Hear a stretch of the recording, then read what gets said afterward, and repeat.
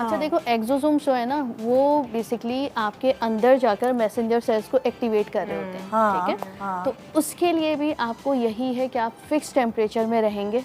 एक सबसे पहले तो आपने स्विमिंग अवॉइड करनी है, नहीं करनी, सही है। दूसरा ये कि पानी का एक्सपोजर जो होता है वो आपका ऐसा होना चाहिए कि हमारे यहाँ जो है वो एक्सोसोम्स करा लेते हैं, लेकिन अगर आपके यहाँ खारा पानी आता है, आपके यहाँ टैंकर डलता है, तो इट्स अ बिग नो। ठीक है, क्यों? इस वजह से कि उसमें मेटल कंटेंट बहुत ज़्यादा होता है, और आप अगर इंजेक्टेबल करवा रहे हैं देन इट्स फाइन, लेकिन हमारे यहाँ एक्सोसोम जो है वो माइक्रो नीडलिंग के लिए भी के साथ भी होता है। आरएफ माइक्रो नीडलिंग भी यूज़ की जा रही है। तो वो क्या कहते हैं, वो बड़े फाइन एंड कंट्रोल पंक्चर करते हैं, ठीक है, और फिर हम उसे एक्सोसोम का एंटर करते हैं। अब एक्सोसोम चला गया, वो सिग्नल दे रहा है आपके अंदर, एक तो नया फाइब्रोब्लास्ट बना रहा है और कोलेजन अंदर से ऊपर लेकर आ रहा है, उसको कोलेजिनोसिस कहते हैं ना।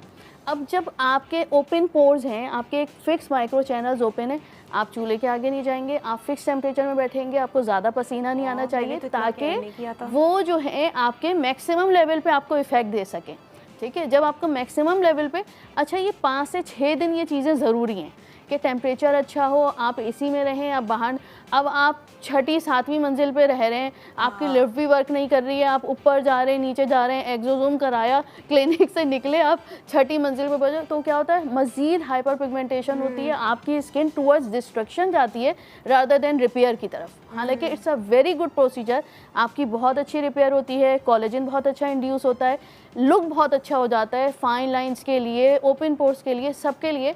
लेकिन अगर आपको ये 5 से 6 चीज़ें अवॉइड करनी चाहिए, आपको जो है सारी चीज़ें जो हैं वो मेंटेन करने की ज़रूरत होती है कि खाना बना हुआ हो 5 से 6 दिन का, आप चूल्हा अवॉइड करेंगे, आप, मैं इवन ये तक कहती हूँ कि आपने लॉन्ग शावर नहीं लेना।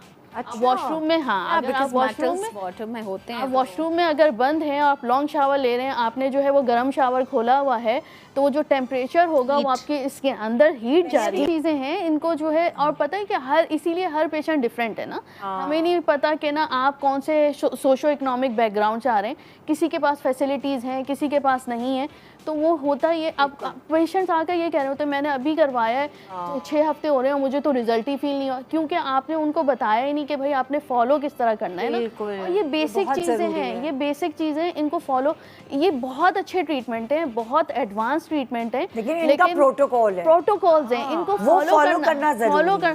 कब आपने सन ब्लॉक लगाना शुरू करना है, कितने दिन के बाद आप सन ब्लॉक लगाएंगे, because they are micro channels, इनको अंदर आप, अब जाहिर सी माइक्रो चैनल आपने डेवलप कर दिए, अब अंदर उनको सांस लेने के लिए फ्रेश ऑक्सीजन चाहिए, आपकी कंपाउंडेड ऑक्सीजन नहीं चाहिए, आपको फ्रेश ऑक्सीजन जो है आप फिक्स टेम्परेचर में ही दे सकते हैं ना।